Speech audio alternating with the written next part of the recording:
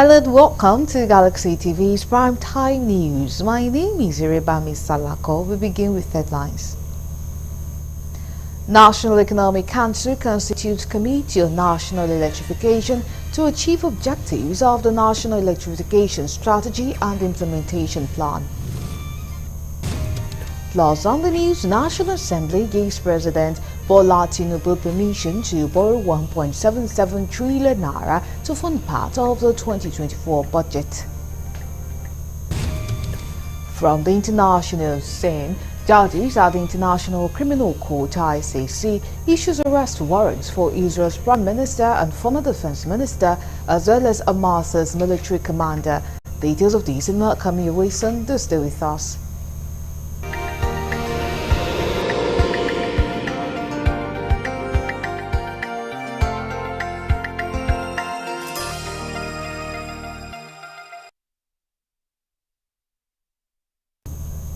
Many thanks for joining us at this time. Now details of the news.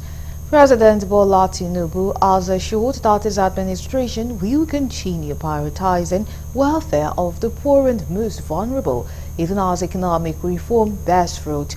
President Tinubu stated this in Rio de Janeiro, Brazil, when the managing director of the International Monetary Fund paid him a courtesy visit on sidelines of the G20 Leaders Summit.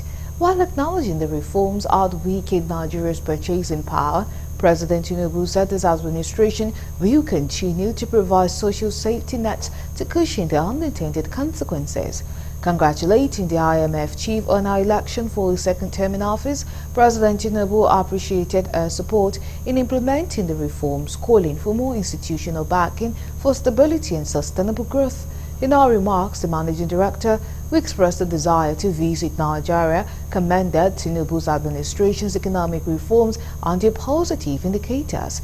Contrary to popular perception, she said that the IMF is focused on developing vulnerable societies and devoting substantial resources to emerging economies.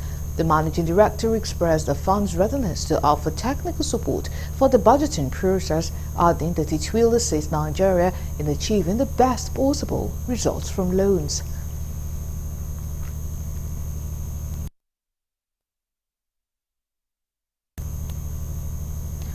The National Economic Council has constituted a Committee on National Electrification chaired by the Governor of Cross River State, Basil II.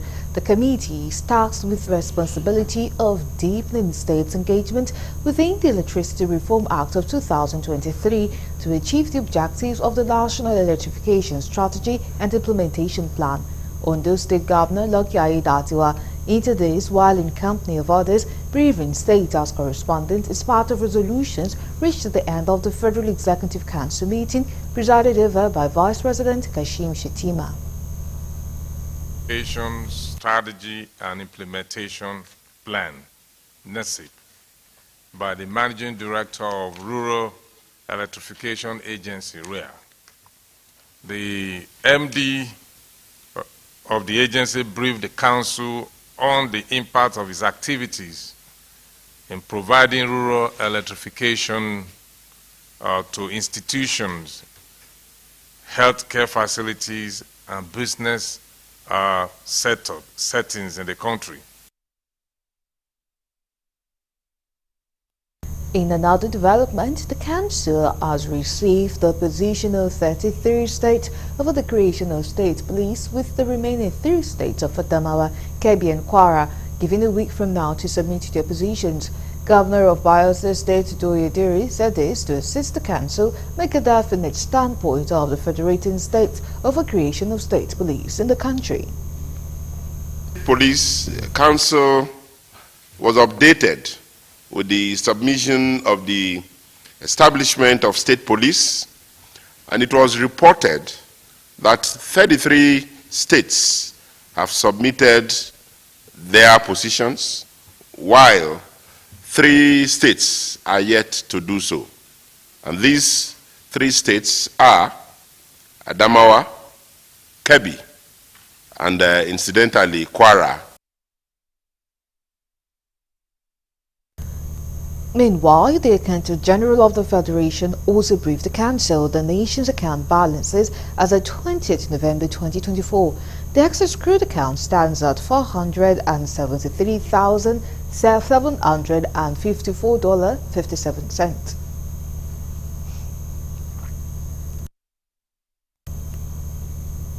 The Nigeria's Governors Forum has reaffirmed commitment to actively engage in shaping amendment that will strengthen Nigeria's constitution by the legislature. Governor of Kaduna State Uba Sani disclosed this while reading the communique issued at the end of the 11th meeting of the forum early on Thursday in Abuja. Sani stated that the forum hosted the Deputy Speaker of House of Representatives and Chairman of Committee on Review of Constitution of the Federal Republic of Nigeria, Right Honorable Benjamin Kalu CON, who briefed governors on the ongoing constitutional amendment process. He stressed that the governors reaffirmed their commitment to collaborate with the federal government and development partners to address the challenges and align effort towards achieving SDG 4. The Kaduna State Governor explained that the forum engaged with Honorable Minister of Education on strategies to reposition Nigeria's education system for improved outcomes, adding that the minister provided an overview of the challenges, including out-of-school children and the high rate of learning poverty, particularly in the northeast and northwest regions. Chairman of the Committee on the Review of the Constitution of the Federal Republic of Nigeria, Right Honorable Benjamin Kalu CON, who briefed the government on the ongoing constitutional amendment process. The Deputy Speaker emphasized the importance of collaboration between the forum and the committee, proposing the establishment of a one-stop shop framework to align state-level priorities with the constitutional review process. Speed, taking them through our work plan, what we have achieved so far, and where we are headed. And we've had a robust discussion. And I must say, the governors made beautiful contributions, and they are in support of the constitutional review. We also let them know, inform them that we're going to be visiting their states and the geopolitical zones to harvest the opinion of the public in their various zones with regards to the thematic area of the constitution that we're looking at.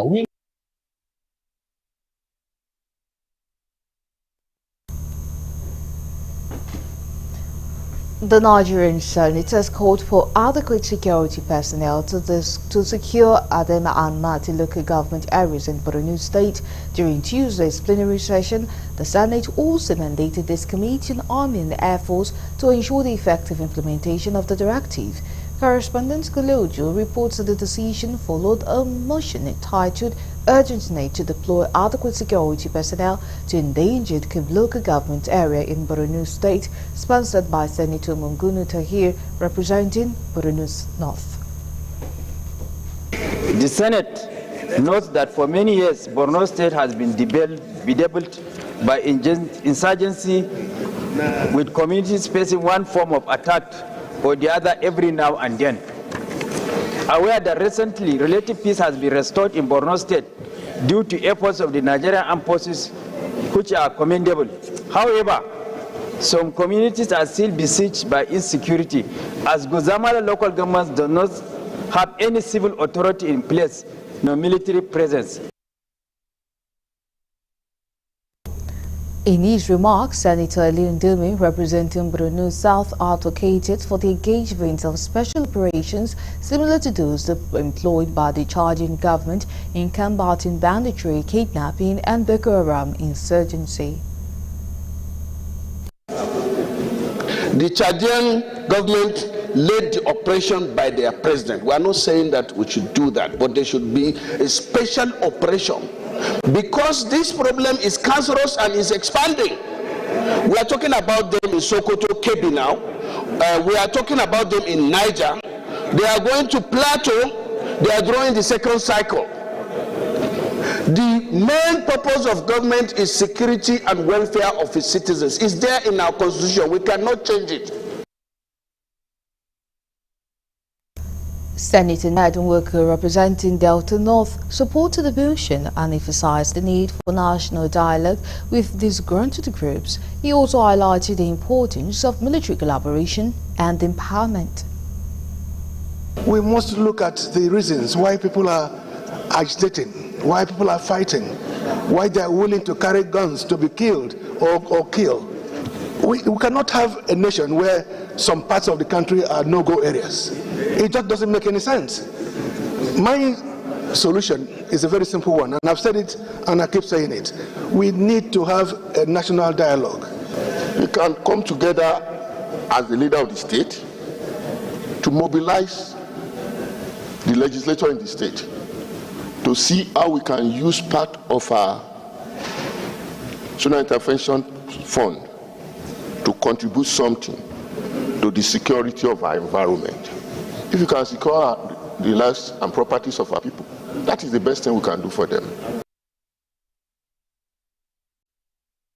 Adding to the discussion, Senator Sunday Karimi, representing Kogi West, suggested that leaders in the affected local government areas should actively guide security personnel through the challenging terrains. Armed forces to establish a super camp at Guzamala local government area and mobilize adequate personnel to serve to secure Abadam and multi-local government areas of Borno State. Those in favor of this prayer, please say aye. Those in favor of this prayer, please say aye. Those against say nay, the ayes have it.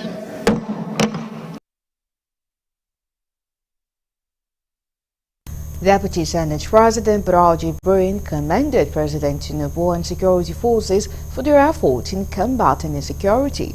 He stressed that the fight against insurgency requires collaboration with neighboring nations. The Nigerian Senate and House of Representatives has given President Bola Tinubu permission to borrow 1.77 trillion naira to fund part of the 2024 budget. We have details in this report. Nigerian Senate has given President Bola Tinubu permission to borrow 1.77 trillion naira to fund part of the 2024 budget. The Senate gave the approval on Thursday in plenary after the presentation of a report of its Committee on Local and Foreign Debt headed by Senator Aliyu Wamako. In a brief remark, Deputy President of the Senate, Jibrin Barau, noted that the decision to approve the new external borrowing of $2.2 billion was in the interest of the country. Recall that President Tinubu had on Tuesday written to the Senate to consider the approval of a sum of 1.77 trillion naira to fund the deficit in the 2024 Appropriation Act. Recommendations. The committee recommends that the Senate Senate for approval for 1. The new Senate borrowing plan of 1.77 trillion naira, equivalent to $2.209 billion at 800 naira US dollar exchange rate, to be raised from Eurobonds, sovereign sukuk, and syndicated loans. I commend the chairman of the committee, the Senator Yema of Sokoto, and members of the committee for a job well done. The report is indeed well packaged and well properly articulated. Consider the fact that the job they had to do took them just 24 hours. This should have been something that would have taken longer time. They show sacrifice, people show sacrifice for the interest of the country by working around the clock to make sure that you get everything done. Also, the House of Representatives on Thursday approved President Bola Tinubu's request for external borrowing amounting to 1.77 trillion naira. As outlined in the 2024 Appropriation Act, The loan will be raised through Eurobonds and other sources. The approval followed the presentation of a report by Honorable Abubakar Nalaraba, Chairman of the House Committee on Aid, Loans and Debt Management during plenary. The motion was passed under the presiding authority of Deputy Speaker Honorable Benjamin Kalu. In a separate session, the House also advanced a bill to amend the High Court of the Federal Capital Territory, Abuja Act, passing it through the second reading. The bill seeks to increase the number of judges in FCT High Court to enhance judicial efficiency. The proposed legislation was sponsored by Deputy Speaker Honorable Benjamin Kalu, along with Reps Babajimi Benson, Akin Rotimi. To move for the consideration of the report of the House, that the House do consider the report of Committee on Aid, Loans and Debt Management on request for approval for the implementation of the new external borrowings of 1,767,610,000,000. Consider the report of the Committee on AIDS, Loans and Debt Management and request for approval for the implementation of the new external borrowing of 1,767,610,321,779, equivalent of $2.209 billion in the 2024 Appropriation Act through the issuance of Eurobonds and other sources, and approve recommendation 1 to 5 of the report. Arise for a bill for an act to amend the High Court of the Federal Capital Territory, Abuja, Number of Judges Act, Cap H6, Laws of the Federation of Nigeria, 2000.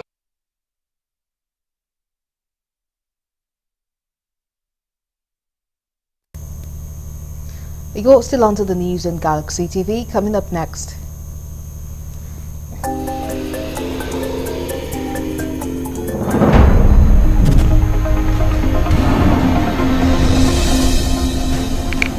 House of Representatives rejects a proposed bill seeking to introduce a 6-year single term for Nigeria's president and governors.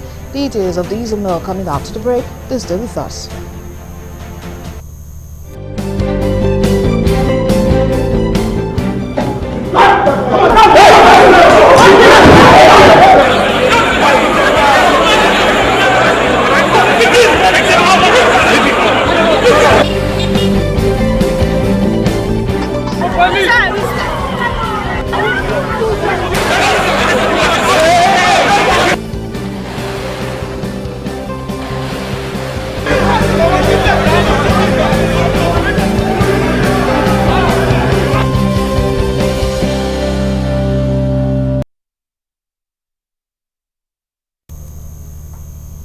We are glad to have you back. Now for more updates and latest news, please visit our website www.galaxytvonline.com. Connect with us on our X handle at Galaxy TV. Subscribe to our YouTube channel, youtube.com/Galaxy TV News. You can follow and interact with us on our Facebook page, facebook.com/Galaxy TV. Remember to follow and tag us on our Instagram page at Galaxy TV. Our social media platforms are user-friendly and can always accommodate your live updates and comments, as you can easily scan our RG QR code. The House of Representatives has rejected the proposed bill seeking to introduce a 6-year single term for Nigeria's president. The bill, sponsored by Kenga Gochiere from Imo State and 33 other lawmakers, was dismissed during Thursday's plenary session after failing to pass its second reading. The proposed legislation also included a 6-year term for governors, rotation of executive powers among the 6 geopolitical zones, and other constitutional amendments aimed at promoting equal representation and reducing agitation for state creation. Currently, the 1999 Constitution provides for a 4-year presidential term with the possibility of re-election for a second term. The bill also sought to amend Section 3 of the Constitution to recognize Nigeria's division into 6 geopolitical zones, create the offices of 2 vice presidents, one each from the north and south, and consolidate all elections, including presidential, governorship and legislature, on the same day. However, the House unanimously rejected the bill after Speaker Tajuddin Abbas called for a voice vote, with the nays overwhelmingly outnumbering the ayes. I rise to move that a bill for an act to alter the provision of the Constitution of the Federal Republic of Nigeria as amended to provide for a single term of 6 years for the office of President and state governors, provide for the rotation of offices of President and state governors and chairmen of local government council among the inherent regions and zones, and to provide that all elections be held on a single day to be read for a second time. I so move. Those against, you say nay. The nays have it.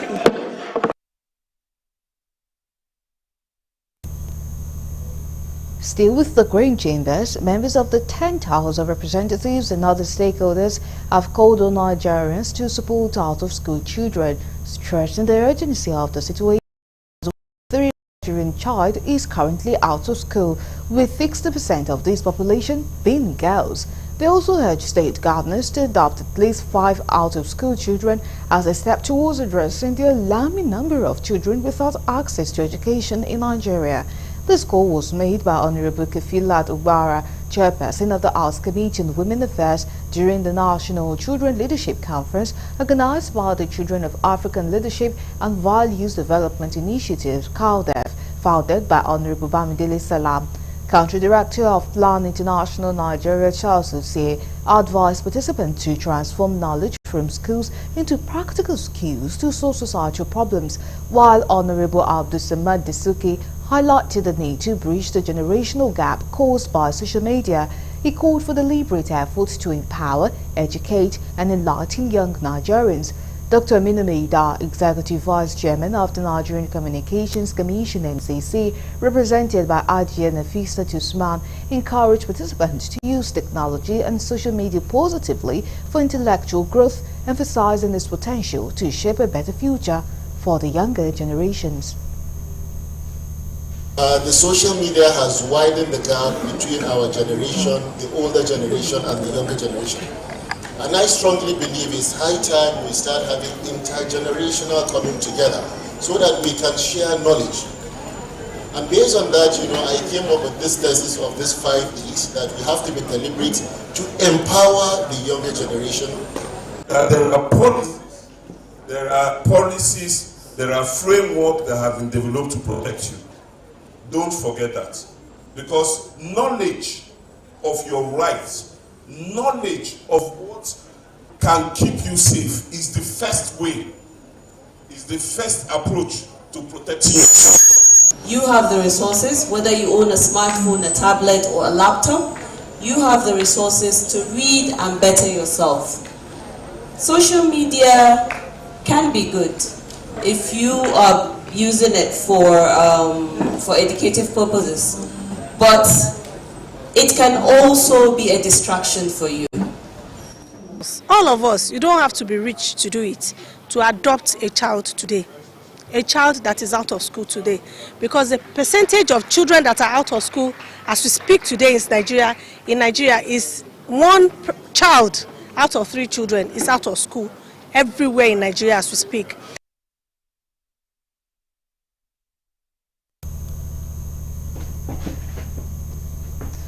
University autonomy is crucial for smooth running of administration of tertiary education, and it is undoubtedly equally important to adhere strictly with laid down rules and regulation for administration purposes.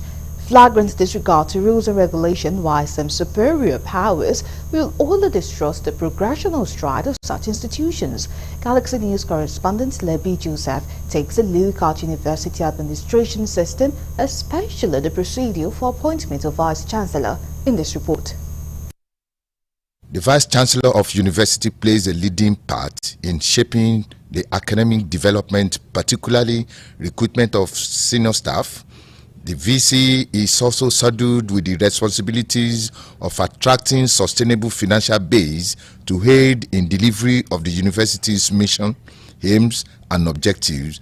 And in lieu of all this, It will be detrimental for the school system if an inexperienced professor is appointed through the back door as VC. If it is incumbent on the council of such university, if it is federal, to appoint its own vice chancellor, and it must be from a university,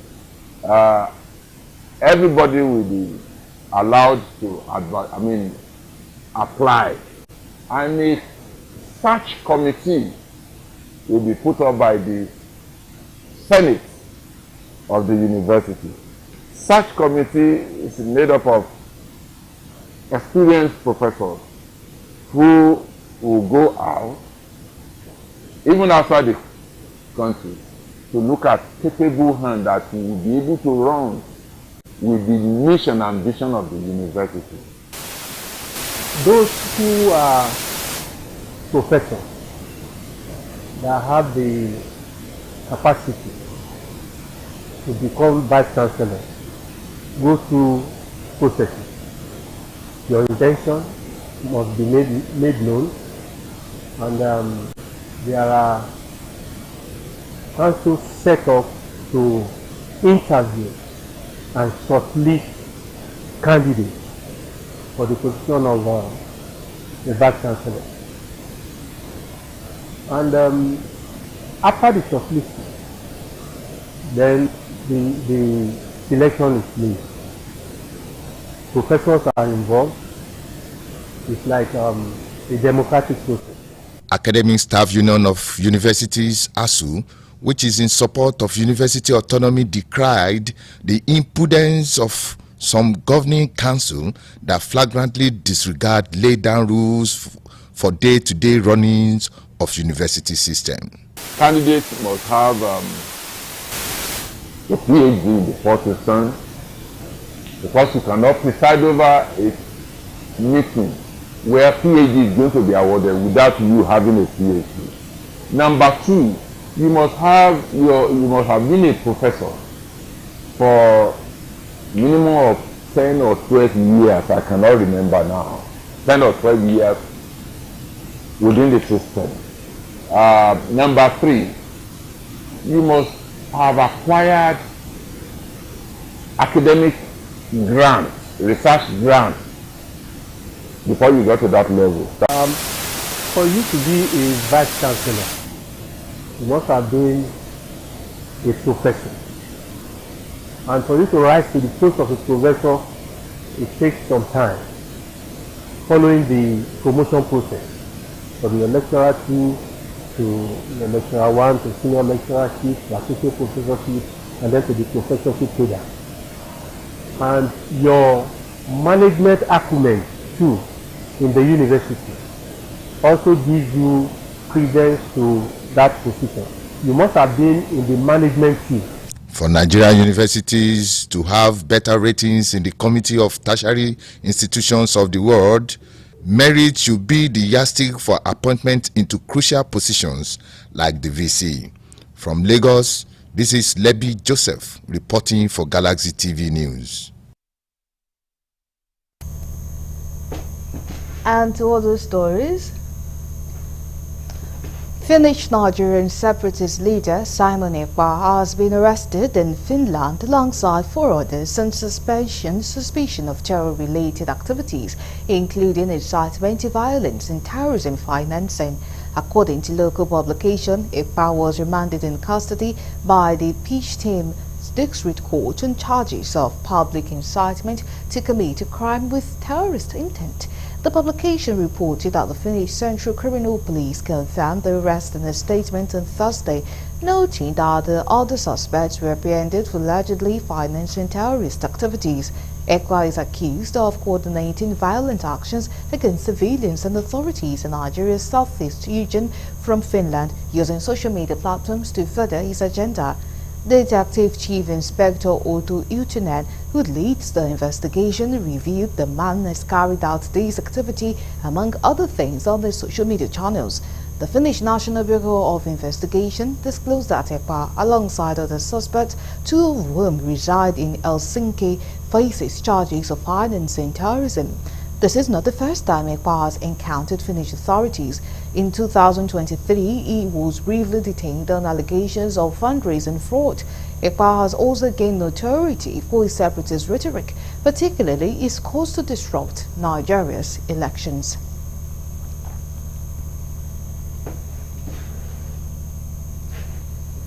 Iowa Consultative Forum and the League of Northern Democrats say the challenges facing the northern region, which includes poverty, insecurity, literacy, religious intolerance, disunity, and diminishing political influence, are needs that require urgent action. The group say the Northeast today in an ugly situation, but yet reversible. They say with commitment, collaboration, and a shared vision from all positive results can be achieved. Speaking during a collaboration meeting between the Iowa Consultative Forum and the League of Northern Democrats, Senator Ibrahim Shekarau says he is convinced that it is the spirit of duty that has brought in the collaboration. Represented by the former Minister of Transport Ibrahim Bill, Senator Shekarau says the League of Northern Democrats brings fresh perspectives, innovative strategies, and a renewed commitment to advance in the interest of Northern region. Fielding questions from newsmen, the spokesperson of the two groups says these are daring times that requires collaboration to defeating a common enemy, which are the challenges facing the region. Chairman, sir, this coalition that we are seeking for is more than symbolic. It is a practical step towards building a cohesive North that can reclaim its rightful position as a zone of first influence in Nigeria. The foremost socio-cultural organization in the North. We are interested in politics, but we are not partisan. Our interest is the North. And the League of Northern Democrats align with our objective. We align with their objectives, mission, and vision. And this vision is to see a united North. Like he said, there had been a lot of fragmentation. But as you can see, the umbilical cord that ties together, the cultural umbilical cord that ties together is still very much intact and strong. Has sent a message loud and clear to the rest of the country that the North that is seen to be in the minds of others erroneously fragmented politically and socially, the North is intact, the North is coming together.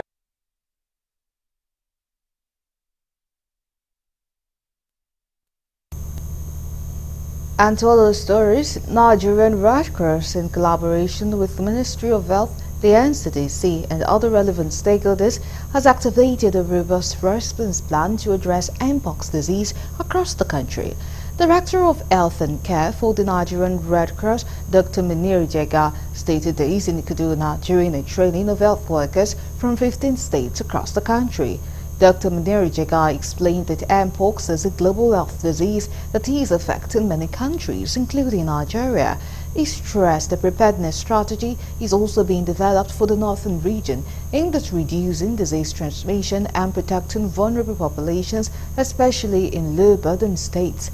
He now remarks the Health and Care Officer, International Federation of Red Cross and Red Crescent Society, IFRC, Joan Ojuko, reiterated the commitment of the organization to support NCDC with technical support for prompt awareness mobilization.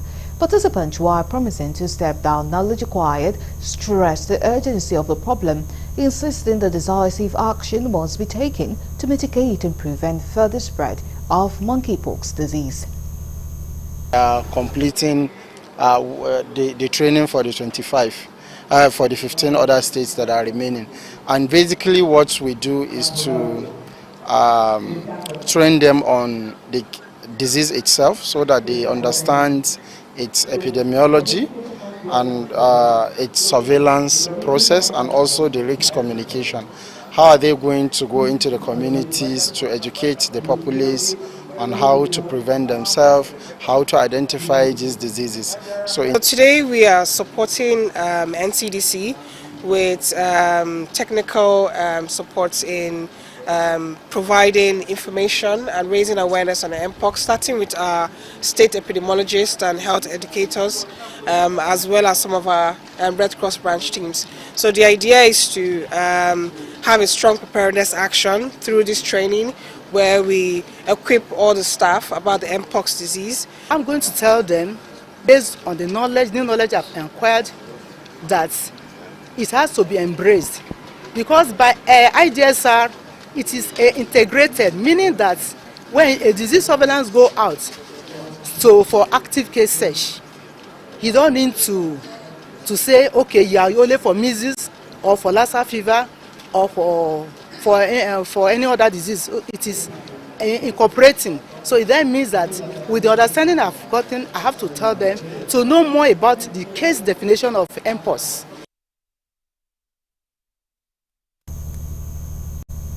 The Economic Rights Advocate Center for Social Justice, Equity and Transparency, SESJET, and the Good Governance Advocacy Network have declared support for the federal government's $2.2 billion loan request, dismissing opposition as misguided and uninformed. Speaking at a press conference in Abuja, the convener, Dr. Emeka Theodore, highlighted Tinubu's administration's record of responsible financial management, noting that the loan aims to boost critical sector benefiting Nigerians.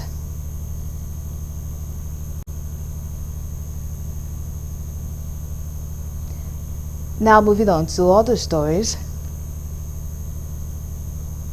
The Cooperative Rating and Award Society of Nigeria, CRISIN, has revealed that the Nigerian cooperative sector has amassed 1.8 trillion naira in savings and 1.3 trillion naira in loans despite numerous challenges. Speaking in Abuja ahead of the 6th Nigerian National Cooperative Symposium and exhibition scheduled for November 23rd, CARSON President Victor Oyegoke called for sustainable effort to address the sector's challenges. These include the lack of comprehensive data and the insufficient support from state chapters. He emphasized the need for collaboration to strengthen the sector, highlighting its role in poverty alleviation and economic growth. Oyegoke noted that although Nigeria has over 400,000 cooperative society, many are dormant. In Nigeria as a whole, today as I speak, the Nigerian cooperative sector, within the savings, we have been able to mobilize more than 1.8 trillion naira in savings and mobilizations. In loans, they've been able to mobilize more than 1.3 trillion that are given out as loan.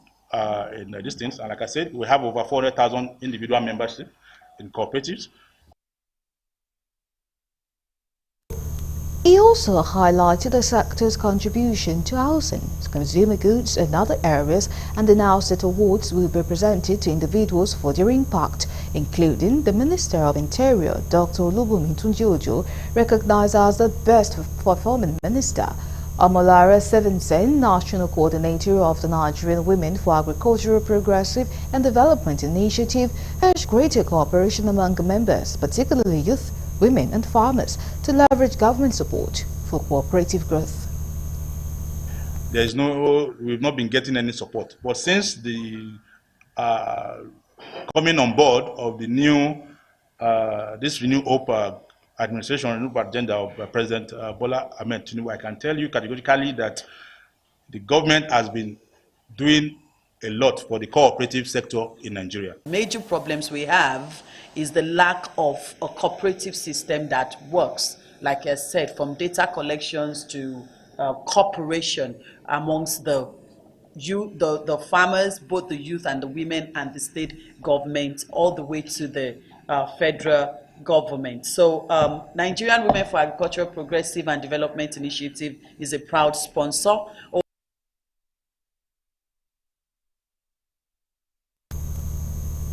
For easy and effective implementation of administration of criminal justice laws, stakeholders are calling for increased budgeting and effective monitoring of disbursement of funds to the appropriate office in charge.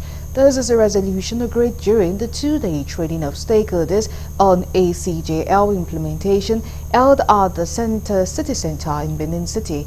The program, which was organized by the MacArthur Foundation in collaboration with Clean Foundation, had in attendance representatives from CSOs, EFCC, as well as media organizations.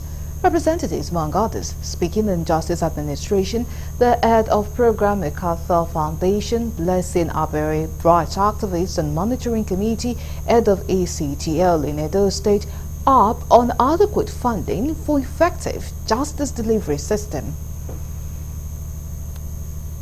Well, funding we know is critical, is the bedrock of everything.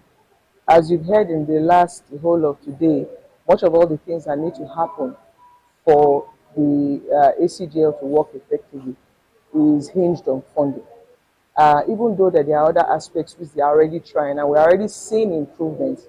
So looking at the various actors in the ACJL, starting from the police who will prosecute, the lawyers, the judiciary, and even the correctional services, there are no adequate budgetary provisions that would help. Yes, you could say they are making provision, but specifically, as it has to do with the ACJL, we've not seen adequate provision. We'll still be having haphazard implementation of provisions of that law. So we need adequate funding. One of my great takeaway from today is the fact that we are ranking well in the country with regards to the implementation and the effectiveness of ACJL in the state. Ranking second, I think that's good. And where we rank fifth position, of course, there's room for improvement in the area of awareness and sensitization. Now we move to the international desk for more news.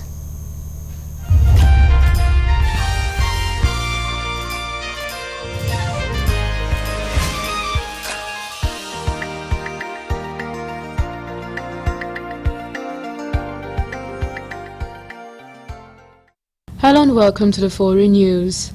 Judges at the International Criminal Court (ICC) has issued arrest warrants for Israel's Prime Minister and former Defense Minister, as well as Hamas military commander.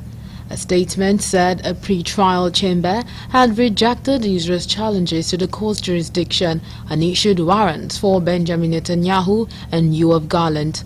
A warrant was also issued for Mohammed Deif, although the Israeli military has said he was killed in an airstrike in Gaza in July. The judges found reasonable grounds that the three men bore criminal responsibility for alleged war crimes and crimes against humanity during the war between Israel and Hamas. Both Israel and Hamas has rejected the allegations. Israel has unleashed a series of air attacks on the Gaza Strip that killed nearly 90 people, including many children in their sleep. As it remains a lie, the United States once again vetoed a United Nations Security Council resolution demanding a ceasefire. At least 66 people were killed in an attack early on Thursday that hit a residential neighborhood in Beit Lahia in Gaza Bezish North. Palestinian health officials said. Hussam Abu Safia, the director of the nearby Kamal Adwan Hospital, told newsmen that most of the victims were asleep when they were killed. Abu Safia said hospital staff rushed to the site, retrieving bodies, collecting remains and rescuing trapped people. Separately on Thursday, at least 22 people, including 10 children, were killed in Israeli bombardment of Gaza City Sheikh Radwan neighborhood. A civil defense spokesman said more than 13 months of Israeli attacks on Gaza have killed some 44,000 people, including more than 17,000 children, and wounded 104,000.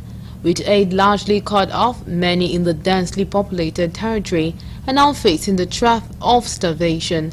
Israel launched its ferocious military campaign after an estimated 1,139 people, mostly civilians, were killed in an attack led by the Palestinian armed group Hamas on October 7th last year. Russia has fired an intercontinental ballistic missile into Ukraine for the first time, Kyiv has claimed. President Volodymyr Zelensky said the missile matches the speed and altitude of an ICBM. The Kremlin refused to comment on the strike. Ukraine's Air Force did not specify the exact type of missile, but said it was launched from Russia Astrakhan region, which borders the Caspian Sea. It said an intercontinental ballistic missile was fired at Dnipro city along with 8 other missiles. However, newsmen citing Western officials reported that the weapon used was in fact a shorter-range ballistic missile. Russia had threatened to strike with a massive new missile in retaliation for Ukraine using Western weapons. The range of an ICBM would be excessive for use against Ukraine. Such missiles are designed to carry nuclear warheads thousands of miles, but the use of one would serve as a reminder of Russia's nuclear capability, as Moscow claimed Russian air defenses shot down 2 British Storm Shadow cruise missiles. Still on foreign news, Britain's former Deputy Prime Minister John Prescott has died following a battle with Alzheimer's, his family announced. Prescott, an ex-merchant seaman who became a key figure in Tony Blair's new Labour government, died peacefully in a care home at the age of 86, his family said on Thursday. Blair, Prime Minister between 1997 and 2007, led tribute to his former deputy, calling him an incredibly direct communicator and adding that there is no one quite like him in British politics. Speaking on a program, Blair said Prescott, known for his gritty, no-nonsense style brand of politics, had a fantastic gut instinct and that he held a huge, genuine affection for him. Prescott, a prominent trade unionist, proud of his working-class route, was viewed by many as a bridge between Labour Party traditionalists and Blair revamped New Labour, which prompted a third way between centre-left social policy and centre-right capitalism. Prescott, who was frequently lampooned by the media for mispronouncing words or making grammatical mistakes, a trait that many said belied his fierce intellect, was nicknamed Two Jags for having 2 luxury Jaguar cars, one personal one for ministerial duties. Serbian authorities have arrested 11 people in connection with a roof collapse at a train station that killed 15 people and led to protests alleging that government corruption was to blame. Public prosecutors in the northern city of Novi Sad said on Thursday the police had arrested 11 people on its orders as part of an investigation into the collapse of the roof at the newly renovated local train station earlier this month. The higher prosecutor office, in a statement that the suspect, identified only by their initials, faced charges of committing criminal acts against public security, causing public danger, and carrying out irregular construction work as part of the renovation project conducted by a Serbian-Chinese partnership, prosecutors said. Officials have offered conflicting information about whether the roof was included in the renovation project. Questions over the root causes of the collapse acting as a lightning rod for broader dissatisfaction with the government, which has launched a number of large infrastructure projects with Chinese state companies. And finally, on foreign news, Australian teen Bianca Jones has become the 4th tourist to have died in a suspected mass poisoning in Laos. The 19-year-old's family confirmed her death to the media on Thursday. Hours earlier, the U.S. State Department told the media that an American man died in a tourist town of Vang Vieng.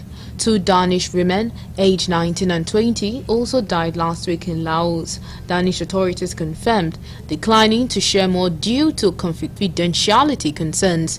The death remained under police investigation, but news reports and testimonies online from other tourists suggest they may have consumed drinks laced with methanol, a deadly substance often found in bootleg alcohol.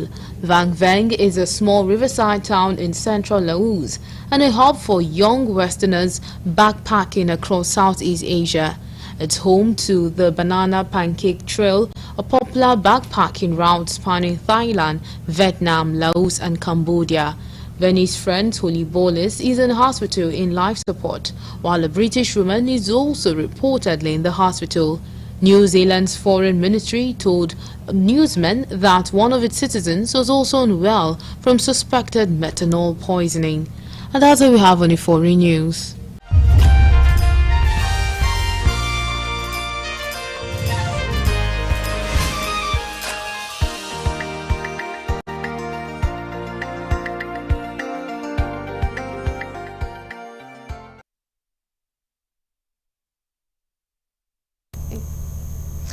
And that is all we have for you. We thank you so much for watching. My name is Iribami Salako. Goodbye.